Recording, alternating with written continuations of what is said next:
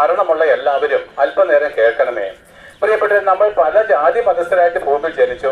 ചിലർ ആരോഗ്യമുള്ളവരായിട്ട് വളരുന്നു, ചിലരെന്താണ് ദുർബലന്മാരാണ്, ചിലർ സൗന്ദര്യം ഉള്ളവര്, ചിലർ സൗന്ദര്യമില്ലാത്തവര്, ചിലർ സമ്പന്നന്മാര്, ചിലർ ദരിദ്രന്മാര്, ചിലർക്ക് എന്താണ് അധികാരമുണ്ട്, പലർക്കും അധികാരമില്ല. ഇങ്ങനെയൊക്കെയാണ് നമ്മുടെ ജീവിതമെങ്കിലും പ്രിയപ്പെട്ടവരെ, എല്ലാവരും അവസാനം മരിച്ചു പോകുന്നൊരു കാര്യം നമ്മൾ അറിയണം. മരണത്തിന് ശേഷം ഉച്ച നീചത്വങ്ങളില്ല, ജാതി മത ഭേദങ്ങളില്ല, രാഷ്ട്രീയമായിരിക്കുന്ന വേർപാടുകളുമില്ല.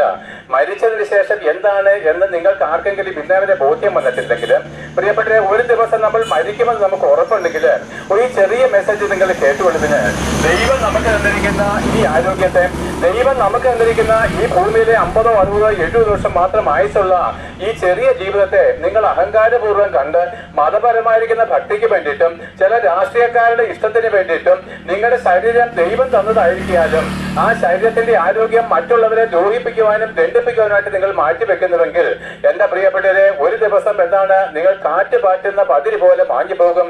ഒരു ദിവസം സൂര്യൻ അസ്തമിക്കുന്ന പോലെ നിങ്ങൾ ഈ ഭൂമിയിൽ അസ്തമിച്ചു പോകും. നിന്റെ ബഹുത്തായിരിക്കുന്ന കൊട്ടാരങ്ങളോ കൊത്തളങ്ങളോ നിനക്ക് അന്യാധീനപ്പെട്ടു പോകും. നീ കഷ്ടം സഹിച്ചും നീ എന്താണ് മറ്റുള്ളവരെ പീഡിപ്പിച്ച് നേടിയ സകല സമ്പത്തുകളെയും വിട്ട് നീ ഒരു ദിവസം ഭൂമിയിൽ നിന്ന് അപ്രത്യക്ഷമാകും.